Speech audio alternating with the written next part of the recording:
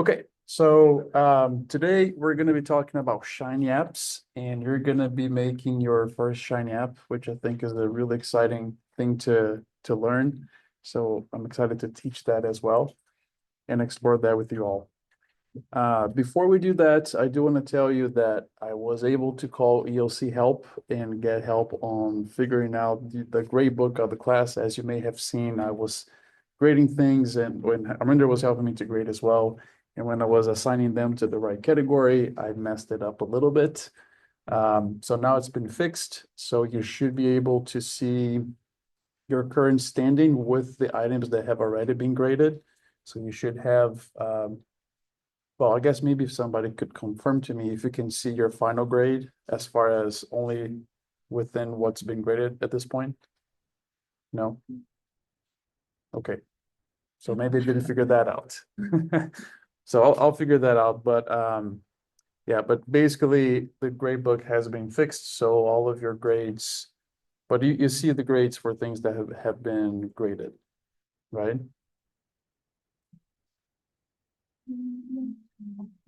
Okay, yeah, so you're still missing there the grade of, well, I know Amanda was working on grading a couple of assignments and quizzes. So maybe there's a couple of those missing. Your class participation, I have not answered that yet. And that's going to be just as we talked in the beginning of the semester, is going to be a combination of your attendance and your participation in class and GitHub. And then we're still missing the grade for the final project, of course, and for the final exam. So the final exam, just to give you a quick heads up, is going to be all auto graded, meaning that I'm not going to have any short answer or short essay type of questions, because that delays my grading and I don't want to delay the grading to you, especially for that. So it's going to be all, multi-select, mix and match, things like that. So just so you're aware. All right. I guess before we start talking about Shiny, are there any questions about the final projects that you'd like to ask as part of the class? Dr. Vistos. Yes. So I was parsing the open source data from the DayMath yesterday, and it took me like 3 hours. Actually, I left, so I don't know how many hours it took to parse all the data. So is that normal? It could be depending how you're doing it. So let me give you a tip here. So you have, I don't remember how many observations you have on that data set, but a lot of them, right? But the thing is you have many observations per site year. So I mean, I'm going to make up a number here. I don't remember exactly the number, but let's say you have 500,000 observations. But all those 500,000 observations are coming from about 300 site years. So what I would do is I would get the coordinates of each site year and then pull weather data just once for that site year, instead of doing the 500,000 rows, because you're basically pulling the same data for different reps, blocks, and hybrids if they are within the same site year. Because remember, weather happens at the site year level, not at the hybrid level or the block or replication level. So really, if you think about that, you need to pull, if you're pulling weather data, you should pull that at the site year level and not at the level of the hybrid or rep or block. So that should decrease a lot. I imagine you're probably pulling for all the rows of that whole of that bigger data set that I'm making up the number for 500,000. I don't think it was that much, but I don't remember the exact number. But you should really be pulling weather data and soils data for that matter for the site year level, not the plot level.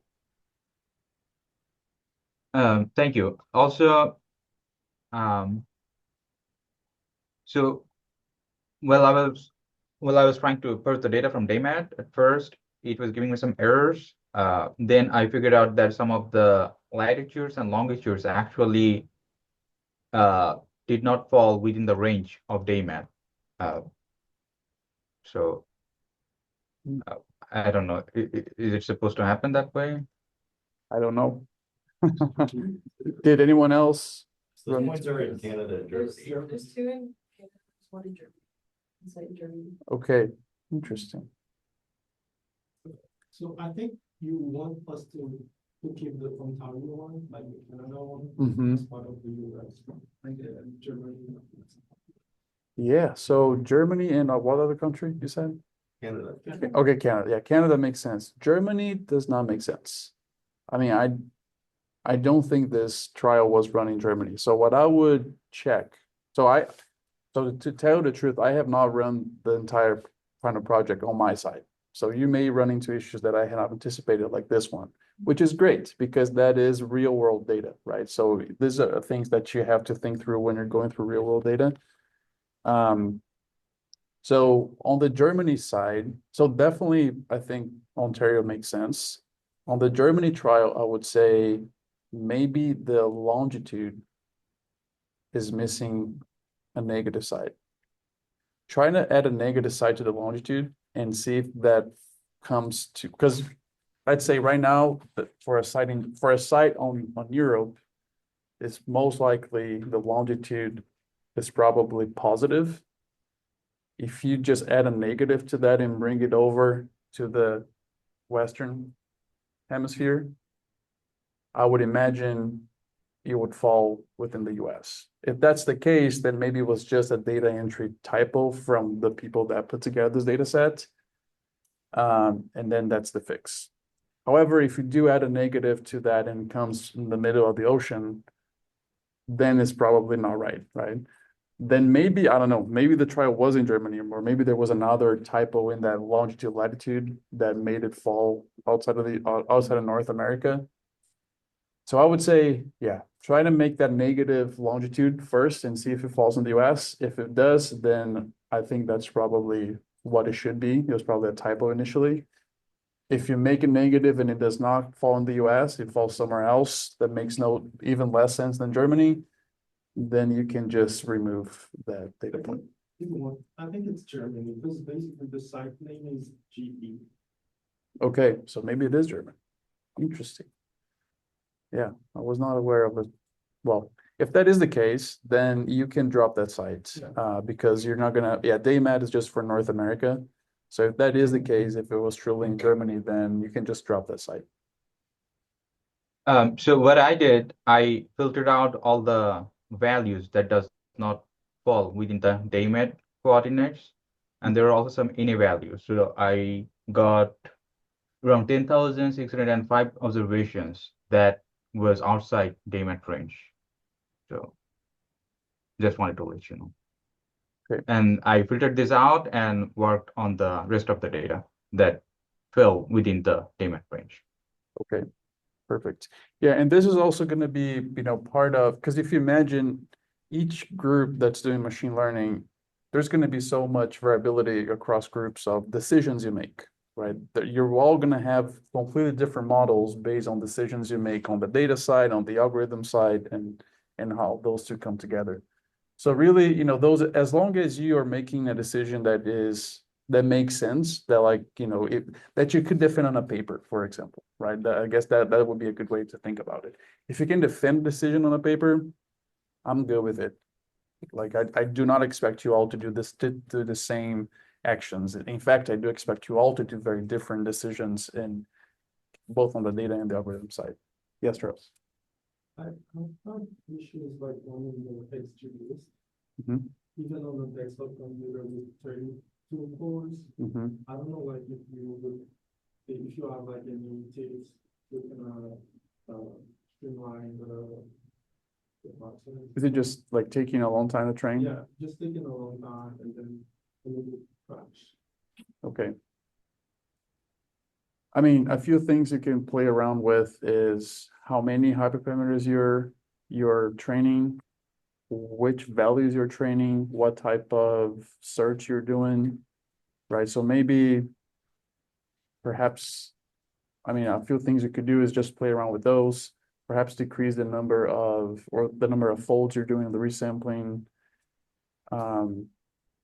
Sort of a few different things you can play around with and try to decrease the weight of the model. Yeah, have you tried any of those? Yeah, I think I've tried like the pencil, and right now I'm using pencil. Mhm. I'm trying to do Fivefold. Yeah, you can try fivefold. You could also try, yeah, maybe changing your grid search or your search strategy, So I've used like what's that we use, like Latin. Latin hypercube. Yeah, how many combinations are you getting? Yeah, so the Latin hypercube basically takes all the hyperparameters you're trying to optimize and then just selects So a ring. it's just by the size, right? Yeah, that's one of the options. We can specify the size. Yeah, I think it was set to 50. okay.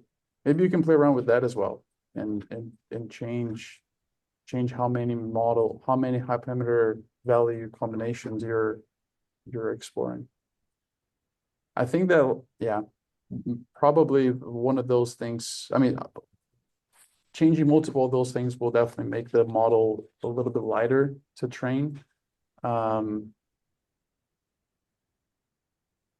Yeah, in the end, if y'all think about it, the training process is really where you're trying to find the best model, right? But let's say if you just don't do the training process, there's no step that requires you to do the training process, right? You could just basically run the model with specific hyperparameters from the beginning, which is not what I want you to do, but I'm just telling you that how complex your training is going to dictate perhaps your chance of finding the true best model and also how much computational power is going to take. So there's going to be a balance there between how complex you make it and how much computational power will take to run all that, right? So if you're running to a bottleneck of computational power, maybe you make your training simpler in different ways that we just talked about, and that should help to decrease some of the complexity. I know sometimes we refer to it as the combination model. Is that something that we dealt in this case?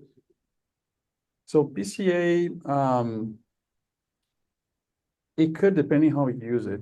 So on some of the models that we saw, one of the recipes steps was PCA, and then you could choose there how many PCs you wanted to use, right? So let's say if you do that step PCA and you choose to use like 5 PCs, then you're decreasing the number of variables going into the model, which will simplify it for sure. I don't know how much gain you get though, just from that, just from the number of columns decreasing.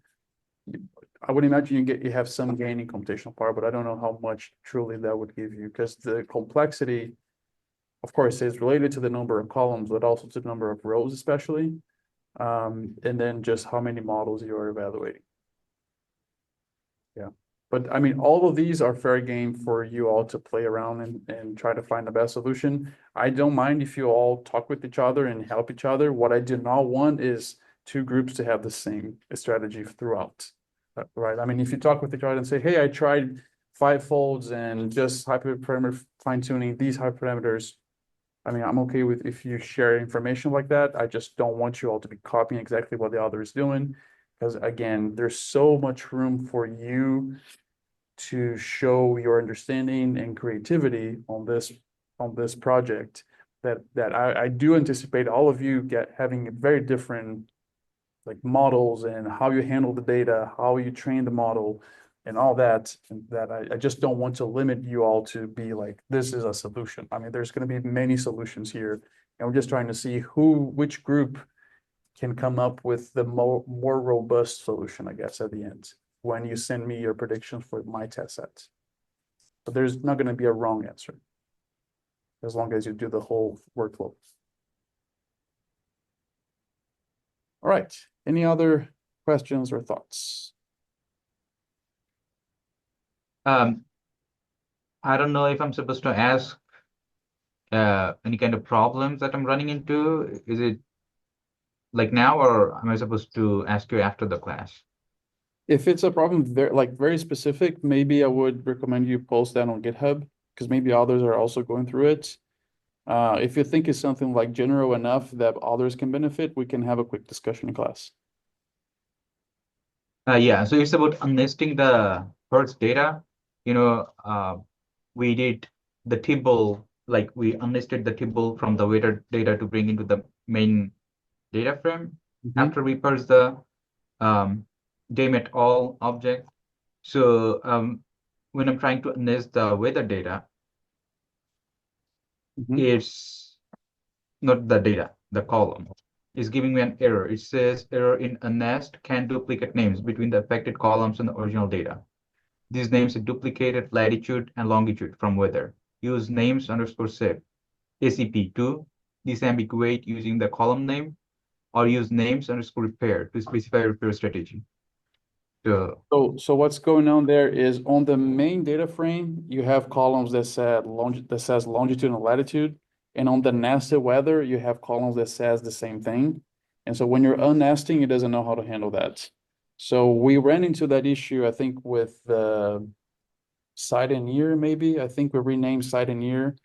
So we wouldn't have that issue. So if you go back to that code and to that lecture, especially if you watch it again, just that part, you're gonna see how we handle that is just basically you just have to change either the name of those columns on the main data frame or in the DAMAT column. But there's just a conflict there on columns being named the same at the main data frame level and on the nested level. is there any way to get around it in the unnest code chunk? Because it took me like, I don't know, 3 hours to parse all the data and create the object. Is there any way to get around in the after we parse the weather data? After you say that again? After you So down, after I download all the weather data from the DAMAT, is there any way to fix this to rename, after? you just have to rename two of the columns, either on the main data frame or on the NASA data frame. You just have to rename them to something slightly different, so they are not the same. Okay, thank you. Thanks.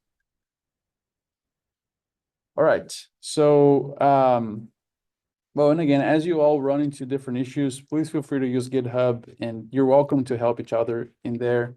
And I'm sure you're all gonna have, run into similar issues as well. So you using GitHub to ask and also help others, it's part of it, and I do expect you to do that. Okay, so let's start with our Shiny dashboard presentation. So I uploaded a new presentation to our class website. You can click on that link and we're gonna go through that.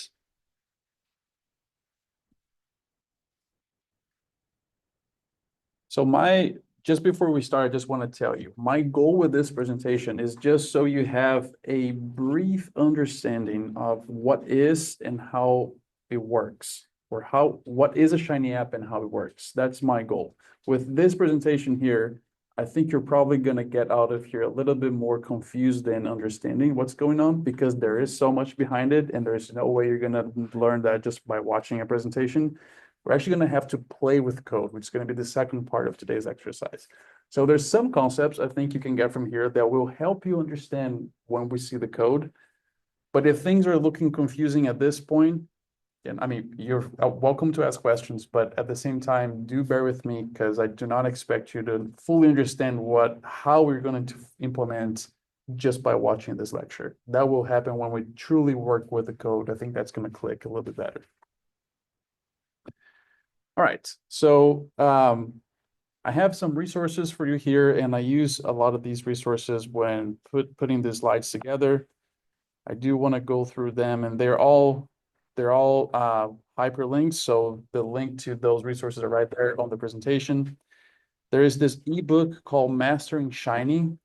This is from Hadley Wickham. If you don't know who Hadley is, he's basically perhaps the person that has the most impact in the art community, because he's a researcher at our studio, which now is called Posit, that he developed ggplot2, and I mean, he was an author and co-author of so many packages we use that really, he's a really invested researcher on our programming and development of packages. And so this book here, Mastering Shiny, was written by him, just so you know. There's a get started page from Posit as well. I was using this resource a lot when putting some of these together. that's a great resource if you do want to go slowly on your side and try it out. There's a Shiny tutorial hyperlink here I left for you as well. There's a Shiny cheat sheet that's really useful.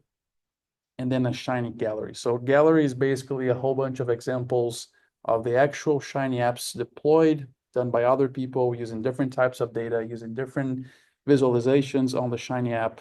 So if you're looking for some inspiration or maybe understanding of what is available for you to do within the Shiny app, check out the Shiny gallery that you're going to get some ideas there. All right, so the concepts that I want to explore today is first, what is a Shiny app? What is the structure of a Shiny app? We're going to talk about widgets, reactivity, and then we're going to make our first Shiny app and then talk about deploying that Shiny app as well. Okay, so Shiny is a framework for creating web applications using our code. So it's basically a way for us to communicate our science outside of a paper, right? So imagine that maybe, maybe you have done some analysis and get some results, or maybe you just want to do some EDA and you want to provide that power to somebody that does not know R and does not care about learning it. You can create a dashboard, an interactive dashboard with your data and with some predefined functions that you allow that Shiny app to run to explore that data in different ways, for example. So it's just an online dashboard that you're going to develop, giving some data and then giving some options for how to interact with that data. And one of the reasons why Shiny apps have and continue to become very popular is that really you do not, so if you would do a dashboard outside of Shiny, you probably need to know a little bit of HTML, CSS, and JavaScript. With Shiny, that is still happening, but it's behind the scenes. You're still coding in R, using our functions, using our syntax that we already know, and behind the scenes, that R code is being translated to these different languages, HTML, CSS, and Java. So you do not need to know those other languages. You just need to know R and understand how to code this to have something that you can deploy, on the internet. You can have your dashboard deployed and people can play around with it. All right, so an overall structure of every single Shiny app that you see, regardless of how simple or complex it is that it has a user interface object, it has a server function, and it has a call to the Shiny app function to basically make all that run. Which is going to look, this is like the scaffolding or the skeleton of every Shiny app. You're going to have first your UI, your user interface part of the code, which here can be very simple. It can be very, very complex. It depends on you and how much you want to put there. On the UI, it basically is going to be where we define the layout of how you want this Shiny app to look like. Is it going to be 1 panel, 2 panels, 4 panels? Is it going to have a sidebar? Is it going to have a navigation bar on top? All these things are going to be set up on the UI level. Then we have the server logic of your Shiny app. And again, every Shiny app has these 3 components, UI, server, and the Shiny app function to run both of them together. On the server side is where you're gonna determine ways that your app is gonna be interactive and reactive. And we're gonna understand a little bit more of what I mean by that. And basically also on the server is where you're gonna have, so let's say that your Shiny app produces a ggplot of some sort. That ggplot code, imagine that you were just making a ggplot outside of a Shiny app. You would do a ggplot plus geom density, data equals this, AES equals that. All that is still going to show up here on your server. The only difference is that some of the variables that we're going to put here, so maybe AES x equals something, that something can be interactive, can be something that the user selects on the UI level. So you're going to see some more normal looking R code on the server, like if you're doing a ggplot, but it's going to be connected with some reactivity coming from the UI when we determine our widgets for people to interact with. So again, the UI sets up your layouts pretty much. and adding some widgets as well here. So widgets would be ways that the user can interact with the dashboard. Then we define the server. Here's how those variables that are interacting come into play in different ways. You could do a ggplot, you could do a map, you could do a table, you could do really anything that you would do outside of a Shiny app. And then lastly, we need to run this Shiny app function saying that the UI lives on that object, the server lives on this object, and then puts together for us a dashboard. So I want to show you a very few selected examples of how we would do both the UI and the server side. And again, these are very simplified examples. And if you don't even understand the function I'm using or the names, you don't have to worry about it, because there are so many other options that you're going to have access to, that my goal is just to understand what goes on the UI, what goes on the server. So here, just as a quick example, it is starting the UI with this function called page fluid, because basically page fluid helps you to add multiple elements to the dashboard itself. Within page fluid is adding this function layout sidebar, which basically sets this sidebar here is coming from this layout sidebar function. As you see, there's a sidebar, then a function sidebar, and then saying sidebar.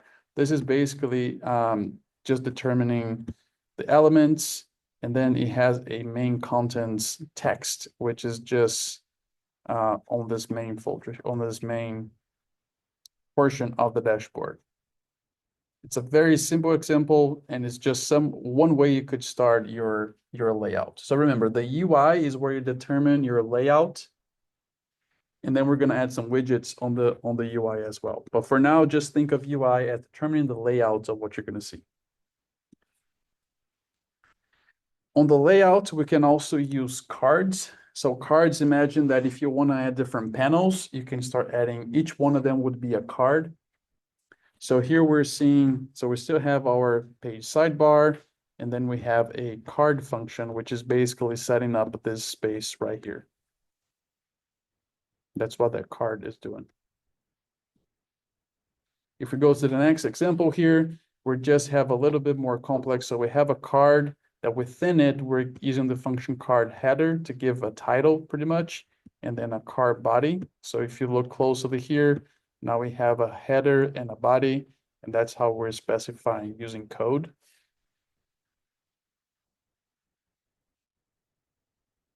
And so again, this is a very simplified version of the UI. Within this lecture here, these notes, we're going to see a little bit more complex. But for now, just imagine as your UI as the way you use functions to determine the layout of your dashboard. So again, if you want to have a sidebar or not, if you want to have a navigation bar on top or not, if you want to have 1, 2, 3, how many panels on the main part of the layouts of the dashboard. That's all on the UI. Then on the server side, it will contain instructions that our computer is going to need to build this app. And this is also where reactive outputs will be used and explored at this level. So the server pretty much, this is a very simplistic way of looking at that. So you have inputs and outputs. So let's say if on your, we're always going to use this notation of output $, and then a name here. And this name selected var is a name that would have been set up on the UI that now is just carrying over to the server. And we know that this is a variable that we were able to change on the UI side. And because this specific variable on the UI side was set up as text, then we use functions like render. So there's a whole bunch of functions that start with the word render, and depending on what they are, then we use a render and then the name of it. So in this case, this selected var was just a text, was just a string. And so we use render text function to then just show that whatever variable we selected on this part of the server here. So again, like you're always going to see a UI function determining the layout, and then you're going to see a server function that connects that layout with some reactivity options with the app. And then really what makes the dashboards interesting and interactive are the use of widgets and reactivity. So widgets are basically going to be functions that allow users to interact with the dashboard, and they will be specified at the user interface level. So imagine that you have a widget that you allow a person to select a variable. So we have a drop-down list of 10 variable names, and you allow the user to select a variable from that drop-down. And then you want to show a density plot of that variable.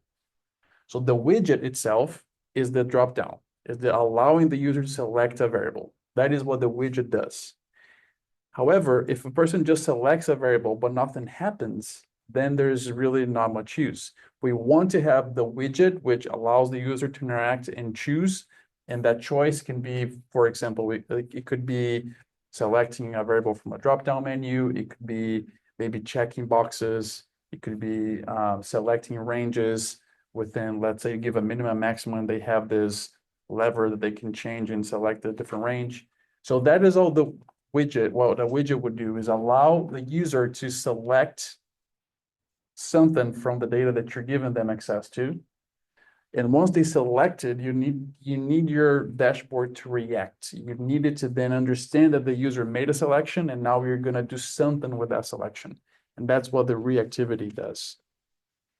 So reactivity is going to happen using the inputs that that user selected in whichever widget you gave them access to, and then using that input to create a certain output.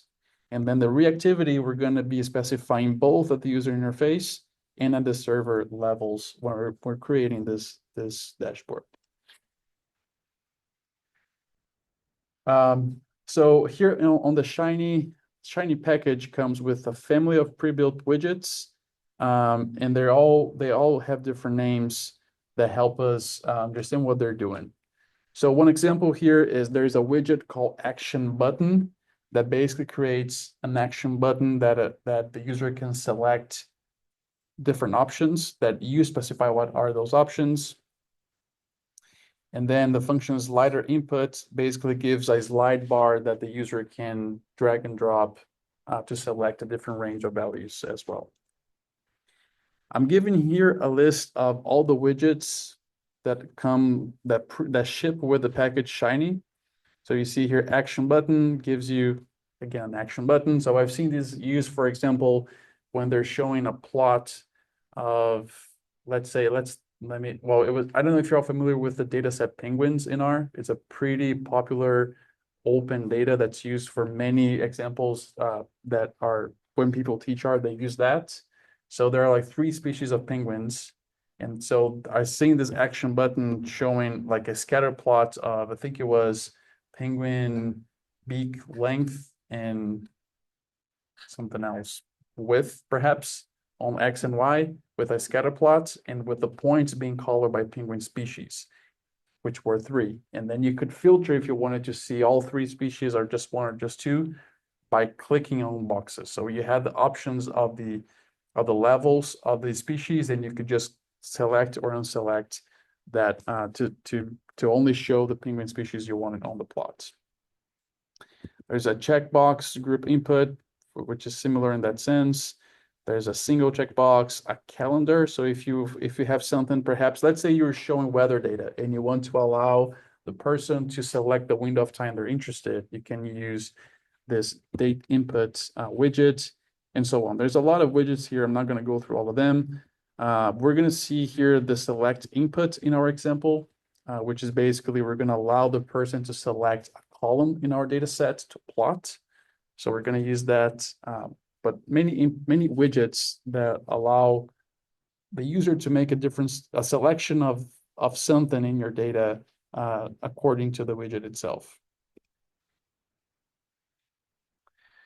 So a widget is going to require, different widgets will have different arguments, but the 2 arguments you're going to see on every widget is a name for it which the user, so if you're using the dashboard, you're not going to be seeing this name, but this name is what we're going to use to refer to so on the UI, you specify the widget. On the server, you specify the reactivity using the value coming from the widget. So this name is what we use to connect that value that is specified on the UI down to the server. And then it also has a label that you don't have to give a label, but if you give it, it's going to appear on your dashboard as well. Oh, this just ran a little bit out of the screen, but this is just showing like if you are specifying an action button. So this is the function. This is the name of the widget, which then you use. Oops, sorry, let me go back. Which is what you use to call its input on the server, and then it has a label that it just shows up as the title of this widget on your dashboard. All right, so we have widgets, which is what we create to allow the user to interact with your data. So the user makes a selection there, and once they make a selection of some sort, that needs to trickle down to the server to trigger a reactivity component. So on the reactivity, we are going to specify reactivity components both at the UI and at the server level. At the UI level, depending on what is the output you're trying to create, you're going to use one of these functions here. So let's say that you want to have a placeholder on your UI for a plot. You just have the function plot output and a name on your UI. That is not where the plot happens. It's just where the placeholder for the plot is.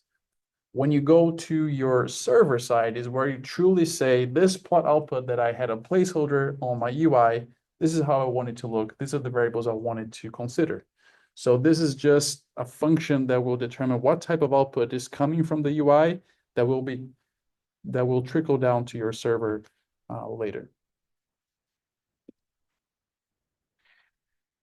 And then, so imagine that your widget allows the user to select a variable. For example, the reactivity functions here will tell how that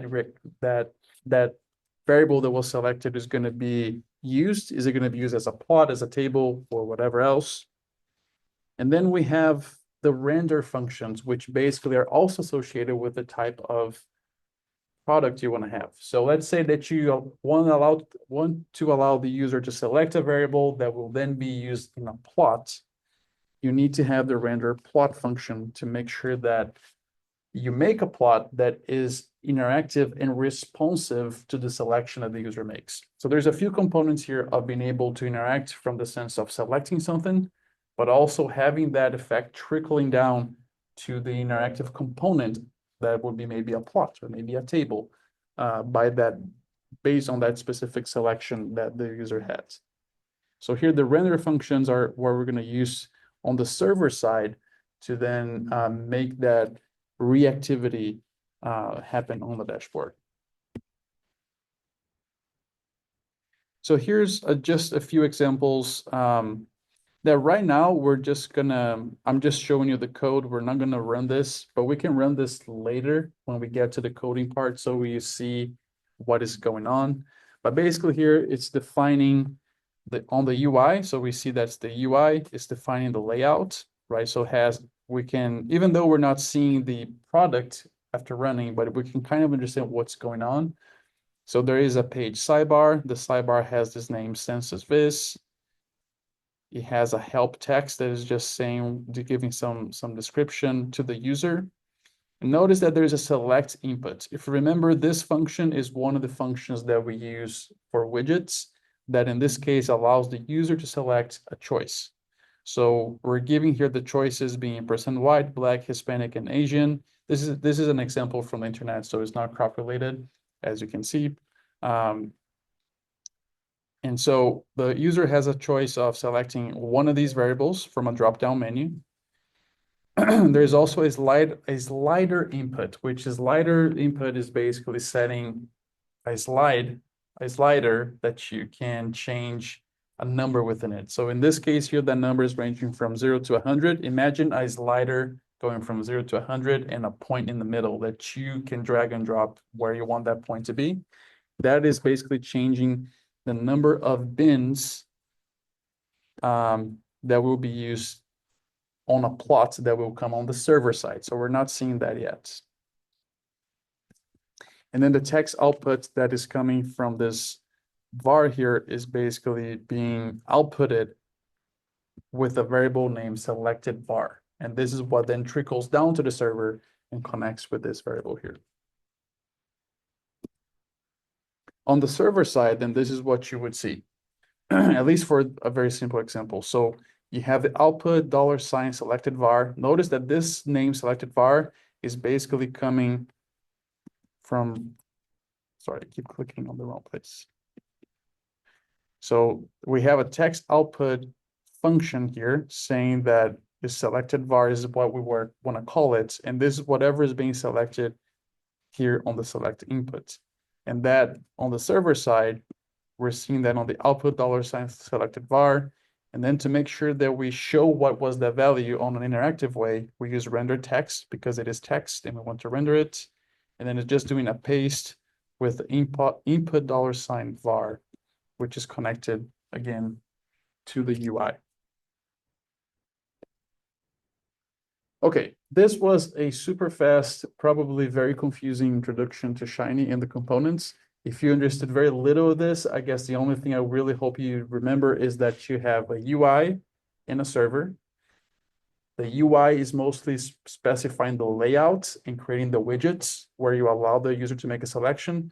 Those selections then trickle down to the server where we do something with it. We make a plot, we do a table summary, a summary table or a map or whatever it is. So now basically my idea for today is I have one simple script that I put together. I did not share with you because I want us to code from scratch completely. But really, we're going to just be playing around. And I don't really have a fixed lecture or lab in this case for us. I have some ideas of things I want to explore with you. We're going to do that together. So we're going to create our first Shiny app. So I want you, let's see, maybe we don't have to do this right now. Maybe I'll just finish the slides and then we'll come back to here and I'll give you some instructions on how to create the workflow. Yeah, but so basically I will ask you when we finish the slides, I will ask you to go on your GitHub, create a 15_Shiny project, clone that to your computer, and that's gonna be it. Once we have that created, then we're gonna do a new Shiny app, a Shiny web app. We're gonna go through this with you, but you're gonna see this screen here. We're just gonna give it a name. When we create that Shiny web app, it's gonna give us an R script that will have our functions for UI and server. It's already gonna show us an example, like a demo example that ships with Shiny.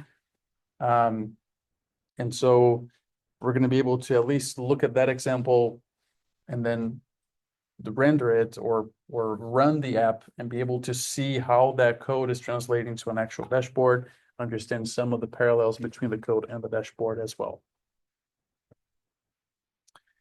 All right, so I just want to say, before we move to the actual coding part, I want to say that I am asking you to deploy your Shiny app once you finish it.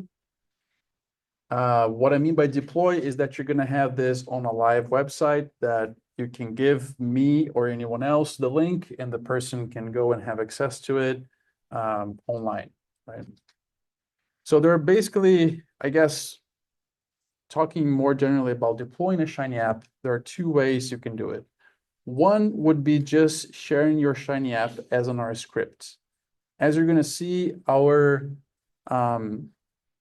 the programming of a Shiny app all happens in R script. So it's not going to be a Quarto, it's not going to be Markdown, it's just going to be a plain R script, which was the first file type that we use in this class. But then we got away from that. That is coming back now for Shiny app, because again, if you think about it, a Quarto or an R Markdown file is more for us to kind of, for you to interact with your code and see your output and create like a structure that makes sense for you. When it comes down to a Shiny app, we really don't need to run and see and run and see. You just write the code and you run the app and you see the whole thing on your browser, for example. So that's why our scripts are coming back at this level.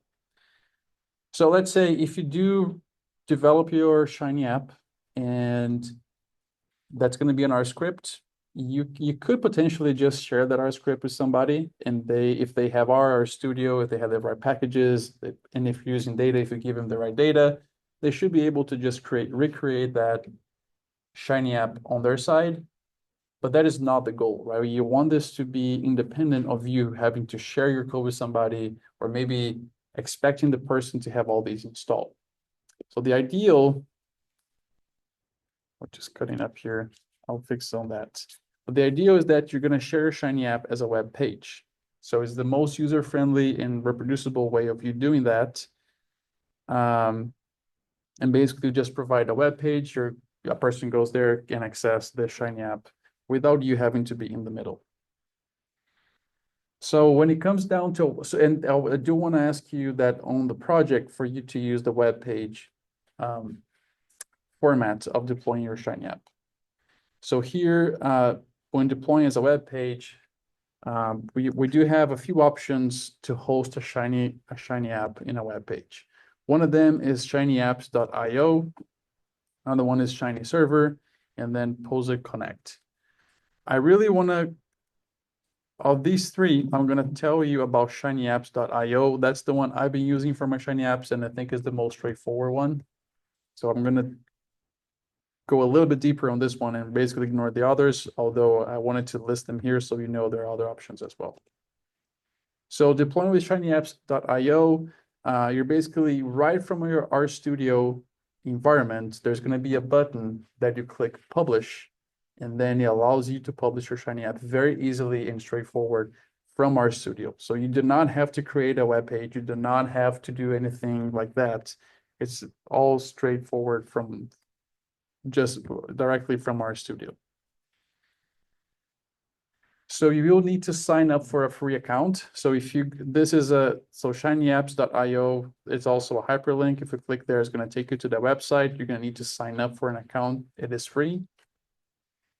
And then whenever we're done with our Shiny app from RStudio, we're going to push the publish button, and that you're going to enter your login credentials to shinyapps.io, and then it will basically deploy your Shiny app for you very easily and free of cost. All right, so a quick summary here is that in this exercise, we learned about what is a Shiny app, what is the main components or the structure of a Shiny app as far as the UI, the server, and then combining both of them with the Shiny app function. We explore some widgets and some options for reactivity. So remember that the widget is something that we include on the UI part of the Shiny app. The reactivity can be appearing both on the UI and on the server side of the Shiny app. And then just some options on how to deploy your app. And that's it for this lecture. And again, I do not expect you to have understand the intricate parts of it or the function when you use it, how we use it, because that was not my goal. My goal was just for you to be able, if you see a Shiny app code, for you to kind of have an idea of what is going on. That's my goal. Also, because today we're going to check first the pre-made demo from RStudio, from the Shiny package. That's what we're going to see first. I then want to show you a very simple example using our cotton weather data. And then the last thing I will show you here on the code is just how can you do a very complex Shiny app without spending hours and hours studying it, is using large language models. I have built Shiny apps from scratch, just me, myself coding. it took a while for me to understand what functions to use, where they go, how do I edit this, how do I make this reactive, and so on, and so on. From your side, really, if you want to learn all that, great. I commend you. I can give you some more resources. I can give you feedback if you wish. However, we do not have, I mean, learning from scratch to run a Shiny app could take probably a couple weeks of class, and we don't have that time. So what I'm trying to tell you is what I want you to get from this is at least understand the components and how they kind of work. So when you do ask a given large language model to help you with that, you can at least understand what it's doing, and it may give you some hints on how you can change certain things. But I've tried to just asking, I use ChatGPT. I was very specific in my instructions. I said, develop a Shiny app in R with 4 panels, the sidebar where a person can select a variable, a person can select dates or a slider, give me a map of Georgia with the counties colored by something, and then give me a density plot based on this variable. Like, you can be very, very specific of what you want, and it will spit out the code for you. And then you copy, you paste, and you run it, and you see how it looks. If it looks the way you want it, I'm completely fine with it. If you want to change it, you can ask ChatGPT to well, any large language model to further change it for you. You can play around a little bit with that. So what I'm saying is, I do not intend for you to write a Shiny app from scratch. That's not my intention. I just wanted you to understand some of the parts of it. So when you do get code from somewhere else, that you at least understand what is going on, and you have that understanding of, how you could change some of that. All right. So at this level, at this point, I just want to come back to our instructions here. So basically, if you have not done that yet, go on your GitHub and create a 15 Shiny, 15_Shiny repo there, and then follow the steps that we did in class to clone that repo using RStudio. And this should be at the level of the main course, the folder of the main folder of the course. So I'm going to open that up on my side.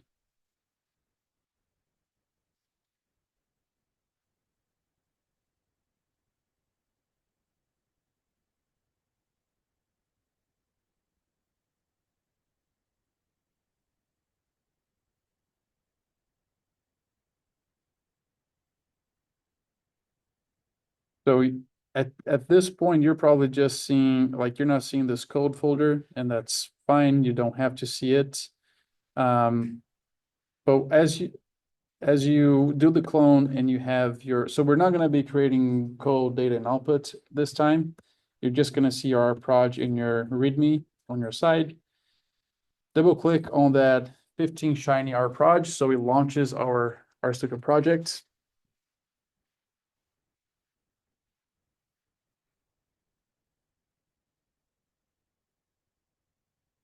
Making sure you are on the right project, so 15 Shiny. You're basically going to come here on the new button on the top left, and there's a lot of different options here that we have not really explored, but one of them is Shiny Web App. So if you just click on that Shiny Web App, let's give this a name. I mean, normally it would be a name that makes sense for whatever you're doing. I just want to call this, I don't know, let's call this test, just to be our test. And we can choose the single file, so app.r. For now, we can use that. Some people would use multiple files, so they would have an R script just for the UI and then an R script just for the server. We can use just a single file for now. If you click on create,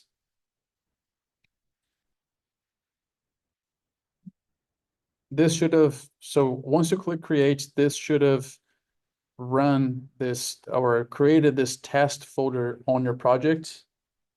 And if you go in there, there's this app.r that already created for you, which is what I have open here on my side. So if you don't have that app.r open on your script, just click on that so we can see it. Now, this is basically just a Shiny app demo. from our studio that we're going to be exploring. For this to work, you have to have installed the package Shiny. I do not remember now if our studio comes with that package installed by default. If you just run this library Shiny, if it goes through, it means you have the package, so you don't have to worry. If it does not go through on your side, then just install that package and then it should work. I guess before we keep going here, just want to take a quick moment and ask if anyone has any questions or problems up until this point. All right, so we're gonna get going then. Okay, so this is a Shiny app that's already made, it's ready. And I just first want to go through here to kind of look at the functions that are on the UI and on the server to kind of have an idea of what's going on before we truly run this and see the dashboard behind the scenes. So on the UI side, it's starting with the function fluid page, which is one way for you to specify that you want to have multiple components on this, on the view of the layout of the dashboard. It's given it a title. So the dashboard has a title of Old Faithful Geyser Data, and using the function title panel for this. Then it has a function sidebar layout. So this just tells you that you're probably expecting to have a sidebar. Here it has a sidebar panel, and inside of it, it has a slider input, where it's allowing you to change the number of bins going from 1 to 50, and the default value that shows up is 30. And this is on the sidebar. So imagine this being the sidebar of the dashboard, and then on the main panel, it's gonna have a plot. So it's using one of those output functions, in this case, plot output, and giving this plot the name dist plot. Notice that the plot is not being made here. You don't have a data, you don't have columns, you have nothing at this point. You're just saying on this space, there will be a plot. That's all you're saying on the UI level. So you can kind of imagine that you're going to have a sidebar with an option to change the number of bins using a slider. And then on the main panel, there will be a plot. But at this point, we don't know yet how the plot will be, what's going to contain, and so on. So we define here the widget, right? So this slider input is a widget. And then we know we have a sidebar. We know we have a main panel where there will be a plot. That's all. We're just setting the layouts and what's going to be where. Now on the server side, we're going to use some reactivity functions. So notice that we have an output $ dist plot. Where is this dist plot coming from? It is basically coming from that name you gave on the plot output right there. So this name is just trickling down to your output $. So we're saying that on that placeholder where the plot output function is, we're going to have a render plot. So we're good. The function render plot is saying that we're going to have a plot that is going to be on the placeholder of where plot output is on the main panel. And then after here, so within the curly brackets, so let me just show you. Within these two curly brackets, opening and closing curly brackets of the render plot function, this is just R code. This is simple R code. It is using base R to make a histogram. So maybe you're not familiar with this function specifically, but imagine this could be where you have a ggplot function. ggplot plus geom density or geom whatever it is, it could be right here. So this in between the curly brackets of the render function is basically a very normal looking R code. And here, then you would think, okay, so I have a widget up here that I'm allowing the user to select the number of bins, and then I'm making a histogram. So they're selecting the number of bins on a histogram. How is that option of the bin number they select trickling down to the reactivity on the server? Well, it is right here. So input $bins is what is connecting this choice up here. And notice that on the slider input has a name for bins. This is the word that is connecting what is selected up here to what shows up in the plot right here. Input $bins. That's basically the connection between the widget and then the output, which in this case is a histogram with different bin sizes. So that's what we would expect to see. Now, Oh, and also notice that in the end, we're making a call to the Shiny app function saying what is the UI, what is the server, which we just defined above. So now what we can do is you can come here on the top and just say run app. For me, it opened on my viewer page. If that is the case, it could have opened on your browser directly. For me, open on my viewer. I'm just gonna pop this out to look into my browser, and this is what I see. So we have a sidebar with that title that was on the script. Notice that we have a slider bar here that we can interact with it. You can change this number. And then the default was at 30. That's because on the code, the default was at 30, and I'll show you that in a second.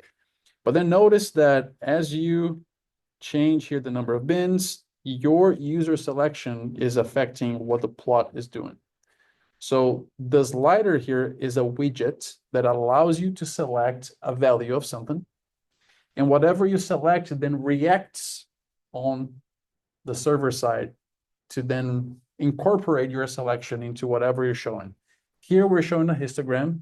It could have been a map. It could have been anything. It could be a table. Anything that you can create in our code could have been what you're showing here on this main part of the code. So let me see if I can actually get, well, if I close this and I just show you on my viewer, I think we can make some parallels right there. Okay, so just to make some parallels between the code and the actual dashboard. So title panel, Old Faithful Geyser data. This is what is showing up right here, right? Then we have a sidebar layout where we're using this. So the reason why there is a slider here is because we use this slider input function. Remember that on the lecture, I showed you a table with a whole bunch of different functions for widgets. If you want to allow the person to select a variable, we would use a different widget here, which is the select input widget. And then different widgets are going to have different arguments. So here, because it is a slider, it needs a minimum and a maximum. And then this value 30 is just the default. When the person opens the dashboard, it's going to be set at 30. And then there is a main panel function using a plot output and then giving it a name, which again is just saying that in the main part of this dashboard, there will be a plot. And this is the name that I will call it on the server side. And then we use the plot output here to make sure that we make this connection with the server side. Then on the server side, notice we have an output $this plot. So we're saying this object here, this plot, this is what I want it to be.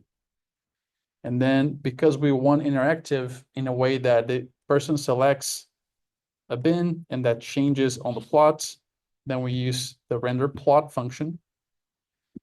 Where here basically, I mean, it is just using that input $bins, which is the value the person selects on the selector on the slider, to change a few things here. But basically, this is the point that is connecting also the selection on the widget with the trickling down to the actual plot in this case. And that's it. That is basically a very simple Shiny app that has a sidebar. It has one widget for selecting, in this case, number of bins, and one output, which is, in this case, it is the histogram. So again, my goal for you is not for you to remember all the functions and how, like which widgets you have or what widget functions you would use, but it's just for you to be able to look into this code. And even before you run the widget, just have some idea of like, the UI is where you set the layout and you put the widgets and also placeholders for things like plots or tables or maps. And then on the server side is where you connect those choices on a reactive format. And then you really create whatever output you want. On the server is where you're going to see the output that you're creating here. Yes, so there. Yeah, I'm not getting the graph, so I don't know. You mean like it's not Should we run? going up? Yeah, it's not showing up. So I click the run app for the top or I believe that's how you run the whole chunk. Yeah, so I think I just made something here. What is this doing? I'm not sure. I think I went into debugging mode. But basically, if you're not getting it, we can try to run again. So I'm just gonna close that and then I'm gonna run the app again. Oh, I am debugging. Hold on. I don't know why it's doing this.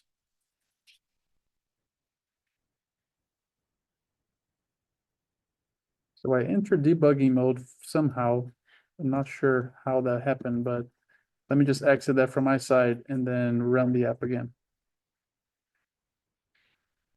Okay, so it seems like there is something going on, or at least on my side. That's why it's getting to debugging mode. And I'm not sure why. Maybe I made some change when I was showing the code without realizing. Hmm.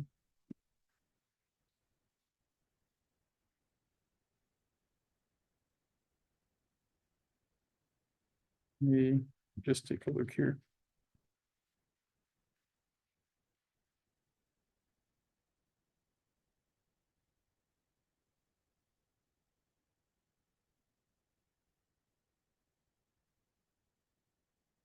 Let me try to run again. Okay, so I ran again and now I'm getting the plot. All right, so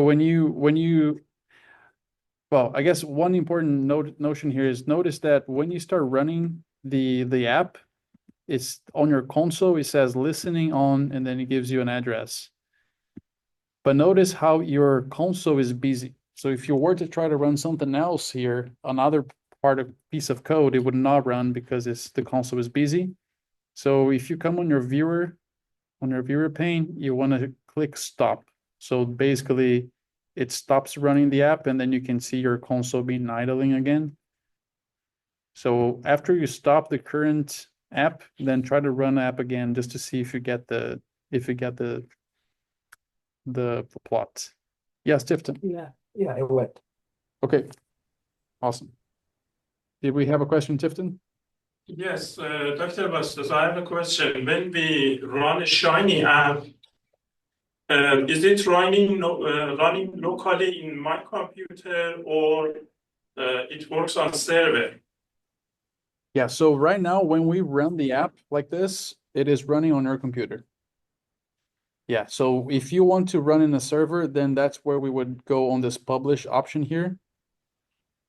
And you would publish application. I mean, we're not gonna go through this. Oh, it's asking me to install a package. So I'm just gonna say no for now, but if you wanted to deploy this on a server, you could publish by using this option here.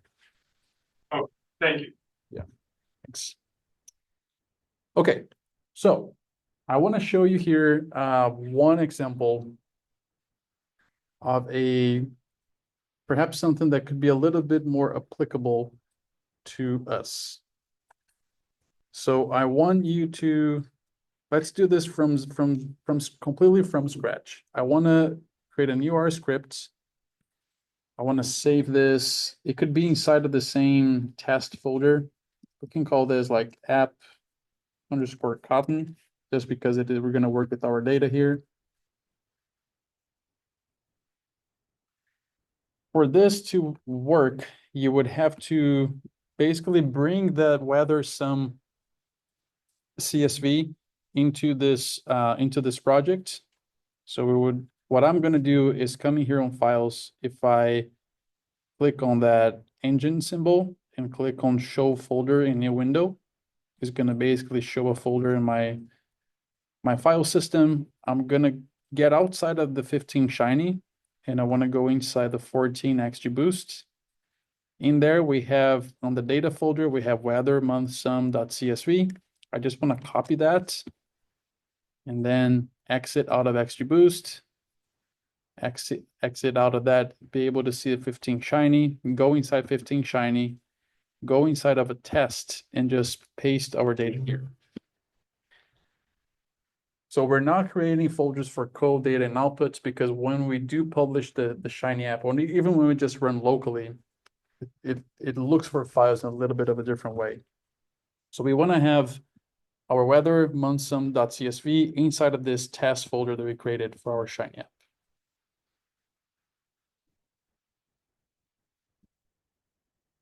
All right.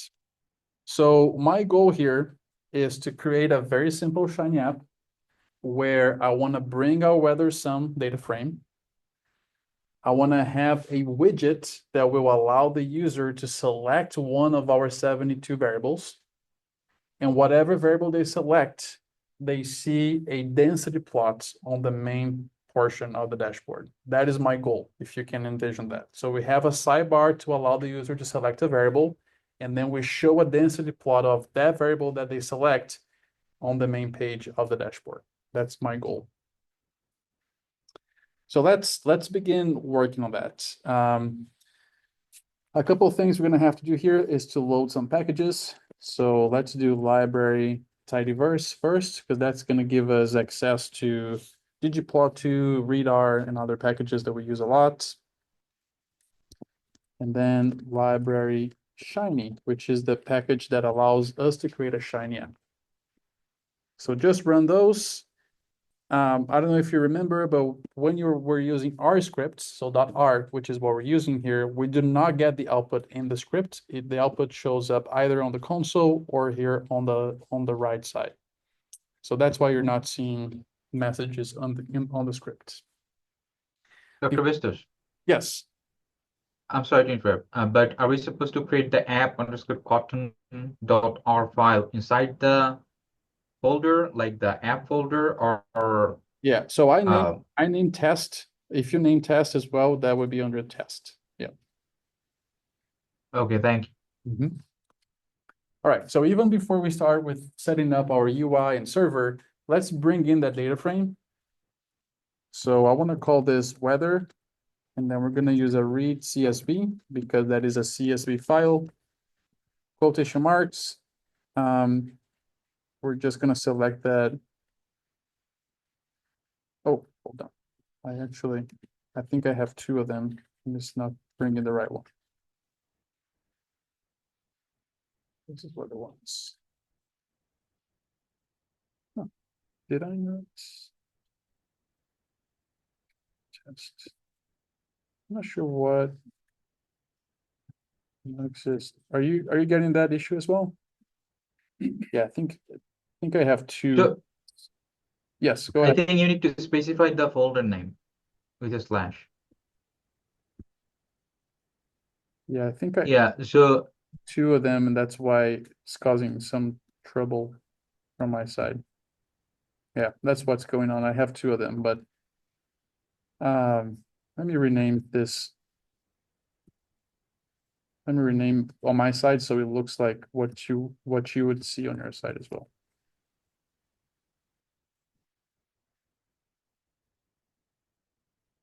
Okay.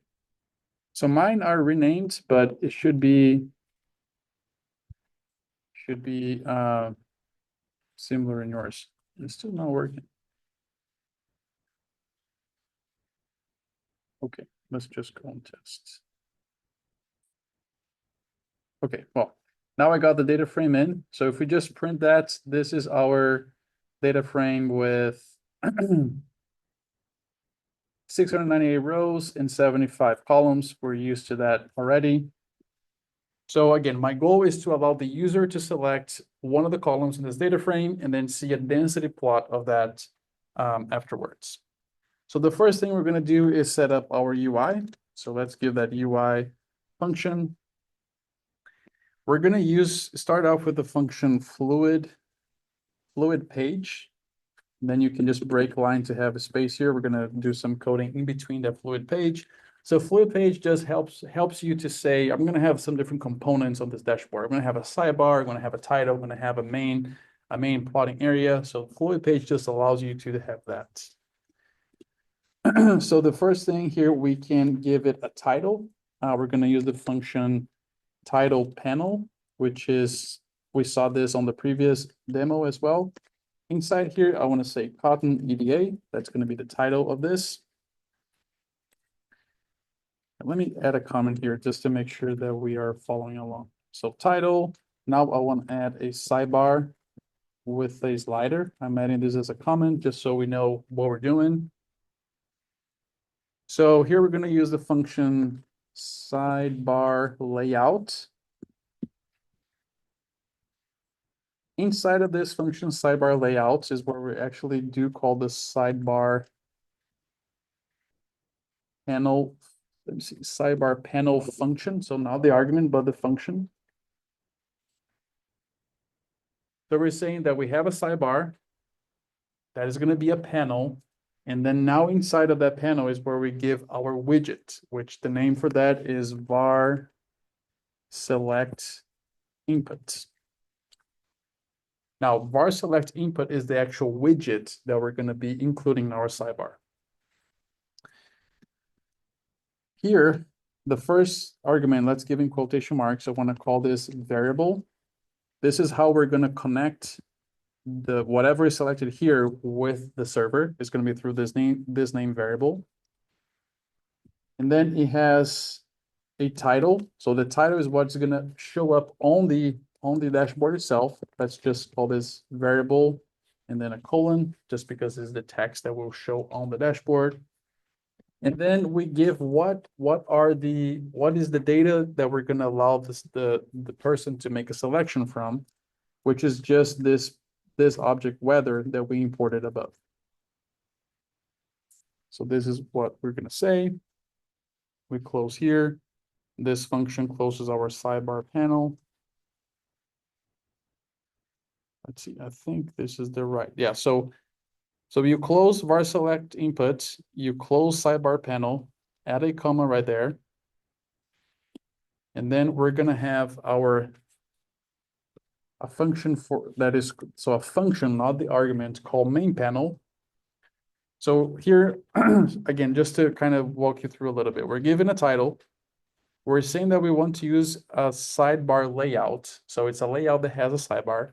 So we say what is the sidebar itself, and then we say what goes on the main panel of that layout. So here, because I want to create a plot, we're going to call the function plot output, and we're going to give a name to this output. I want to call this plot, for case P plots. And I think I'm missing a comma here after the title panel because I'm seeing this X right next to the line. So make sure you add that comma there. I know we had a few different functions inside functions and then commas and things like that. So assuming that we were able to get things in the correct place as far as opening and closing parentheses, this is basically what determines our UI. So the layout of our Shiny app. Now we're going to define our server. So let's use the server function, give it the assignment symbol, break lines.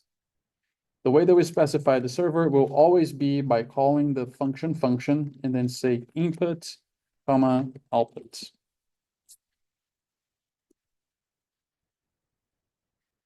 All right, so here, because I want to create the plot that's going to populate this main panel, and the placeholder name that I used was uppercase P plot. Here on our server side, we're going to call output $sign plot, right? That's our placeholder that we just used above. We're going to give the assignment symbol. And remember that because this is reactive, we want this plot to react to the selection. We have to use one of the render functions that we saw on the lecture. Because our output is a plot, we're going to use the function render plot. And then it opens and closes, it closes parentheses here, but we also want to open and close curly brackets right there. So you can have like this, and then you can break line because in between the curly brackets is where our plot is gonna happen. So here, remember, between the curly brackets is just regular R code. So if I want to show a density plot using ggplot, is just gonna be ggplot. We can say here data equals weather. The data is not changing. On the AES, this is where we're going to, because it is, if you remember, for a density plot, we just specified the x-axis value. We do not need to give a y variable. So we're going to say x equals 2, and this is where we use the value that was selected here on the var select input. So the name that we have for that is variable. Let's try to use here input $ variable. And then, yeah, we can go to the end of that ggplot and just add a plus and then geom underscore density. This is our server. Our server is just using that selected variable, creating a plot that is reactive. That's all. And then lastly, we just have to have the line that combines the UI and the server. The function is called Shiny app. And then we say UI and then server. All right, make sure you save your script and let's give it a try. Yeah, let me just give you a moment as well in case anyone is still catching up.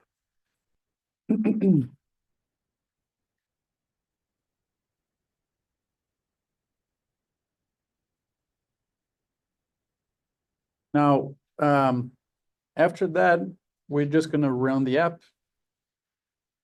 Okay, so I had a problem here. Is not finding, for some reason, it's not finding my data frame. I mean, it's not Dr. finding, Vestos, yes.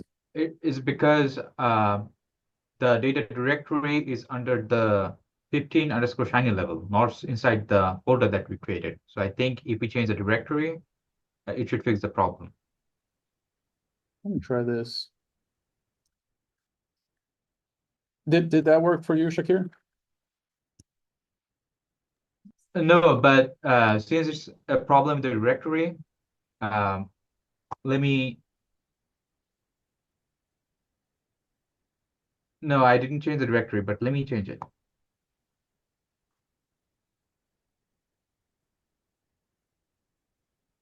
Yeah, I don't really understand why it's doing this, is giving us this issue. Okay, so. All right, so let's do this. For some reason, when we hit the tab, and if you look for like the data frame, it is giving you like to go inside the folder, but really, so if you move the data frame inside of the test folder, you should just be able to call weather. So weather sum, in your case, there's no 2, but even though it's giving you the folder name, you can just delete that. I think that should fix it. And so if you run the app, this is what well, I guess, was everyone able to at least fix the data problem? No. So even if you just, well, let me just recap here. I have on my test folder, I have this script, the AppCotton, in my case, AppCotton 2, and I have the data there as well. And then here on the read CSV, I'm just giving the data frame name. I'm not giving the path. And that's not working. It worked for me, but I had to change the directory to the subfolder. So I changed the directory from the main folder to the subfolder, like the test. I set the test folder as directory, and it worked for me. So you did like tests / No. So if you click on the gear button, on which button? the gear button on the, yeah. And then there's an option called set as directory. Oh, okay. Well, I don't know if we want to do that though. Just because of.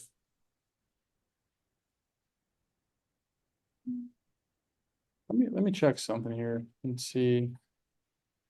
Because I mean the demo one is not doing any setting of directory. So I'm not sure.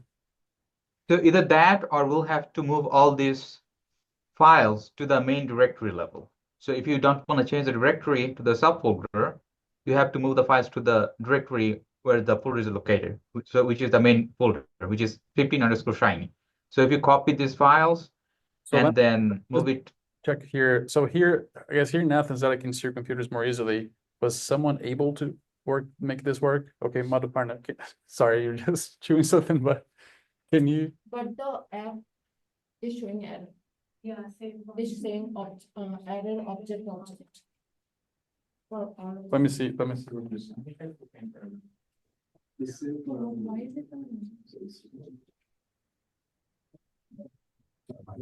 Oh, yours no, okay, different work. Okay, so, well, I guess my question is, I know you're all getting an error. Okay, let me come back here. I know you're getting an error on the plot side, and that's okay, that's expected. That's what I wanted to happen. But I guess, is anyone having the issue on the read CSV side? Okay, so no one having issue on the read CSV, I guess that's what I was trying to see if was the case. All right, so if no one is having issues with the read CSV, but you are having issue with error objects like I am getting here, that's okay. That's what I wanted to happen. So let me pull this out and just show you here.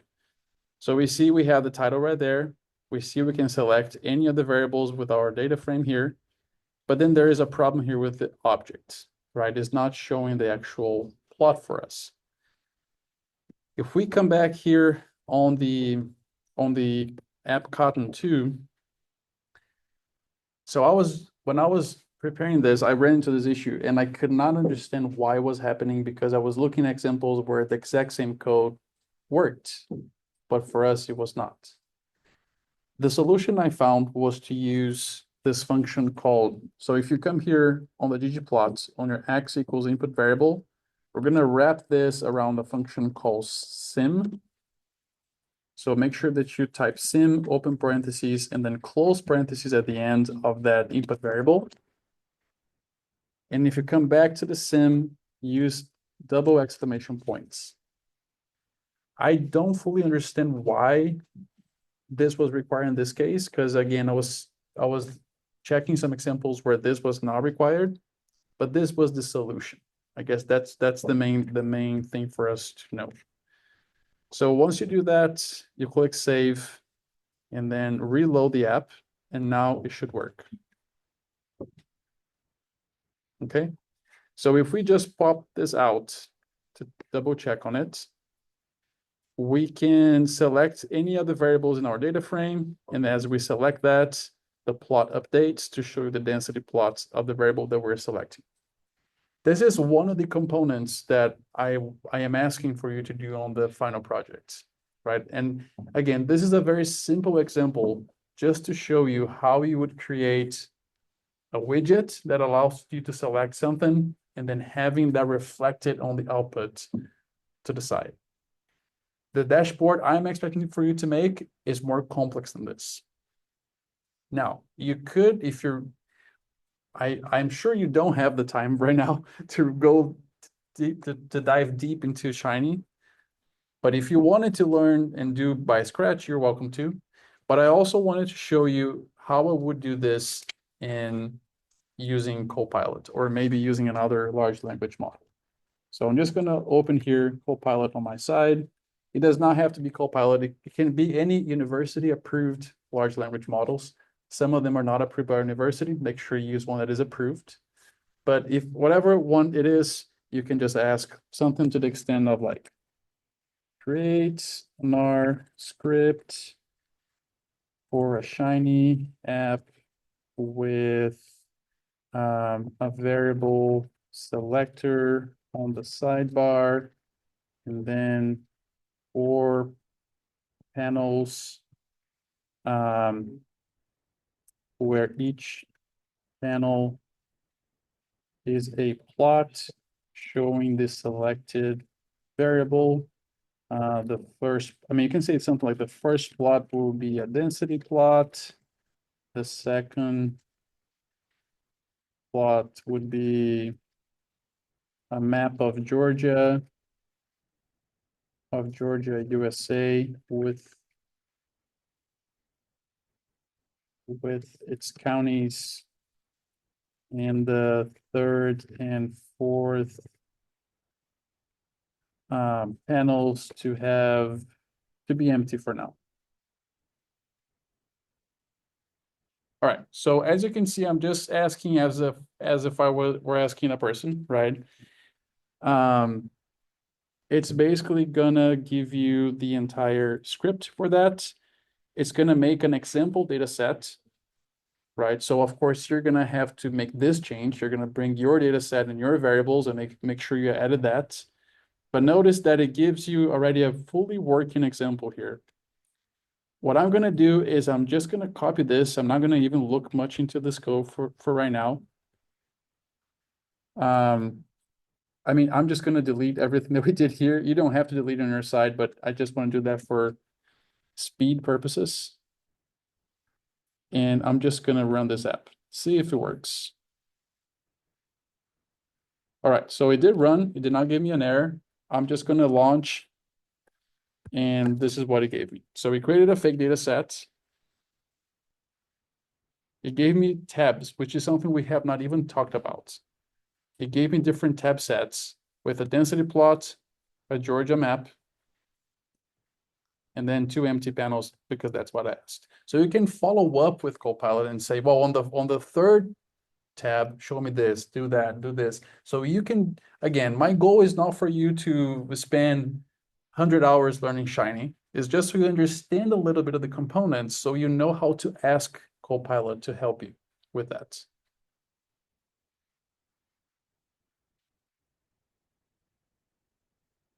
Any questions? I've seen many confused faces here in Athens. Excuse me, Professor. Yes, Omar. So a bit in our weather data, I'm still getting that error of object even after adding that sim function.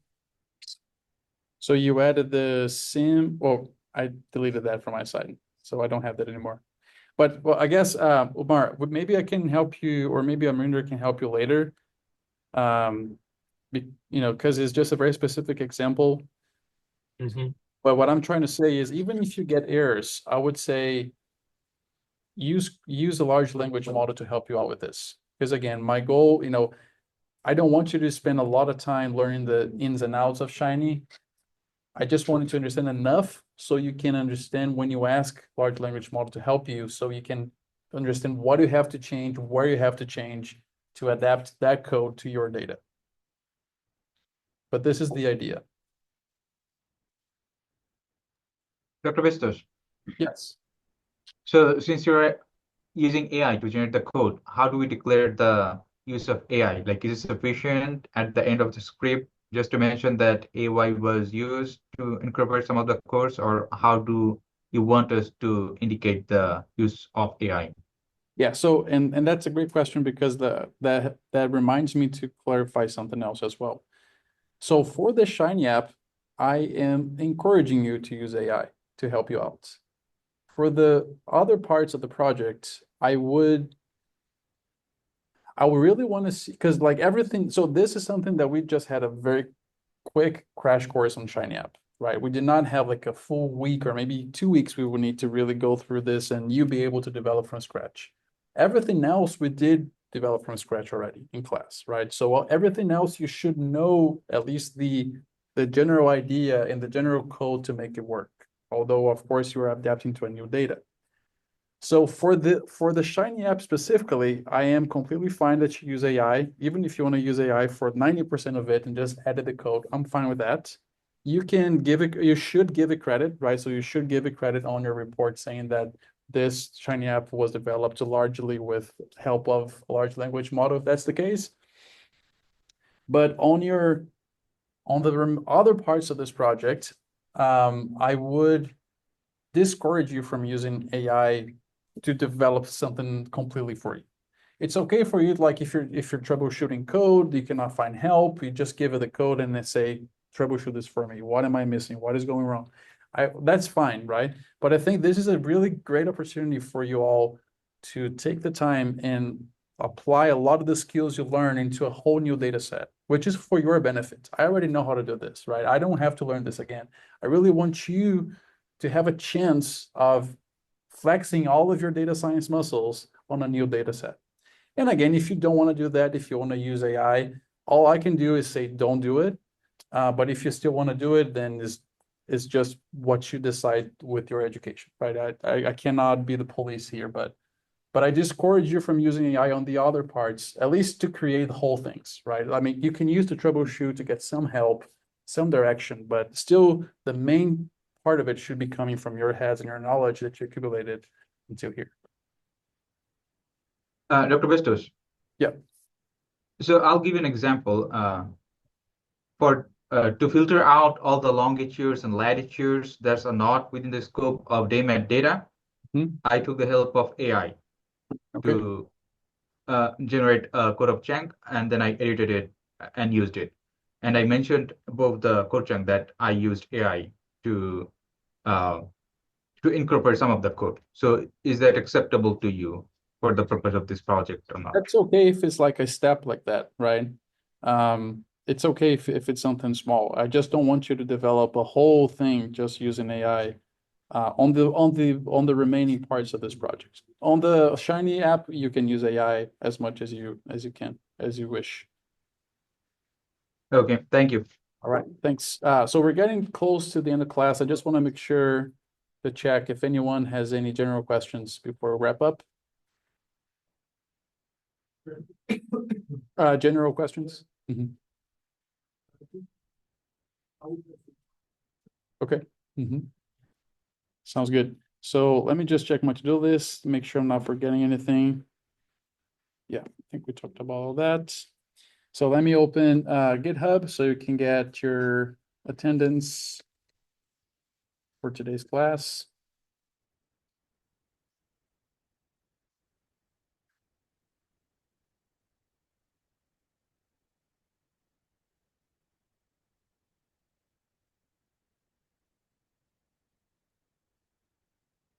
I just opened that. Please make sure to claim your attendance. And Dr. Bustos. so give me just a second here, Shakir. Let me just finish or close the recording, then I'll be with you. Okay, thank you.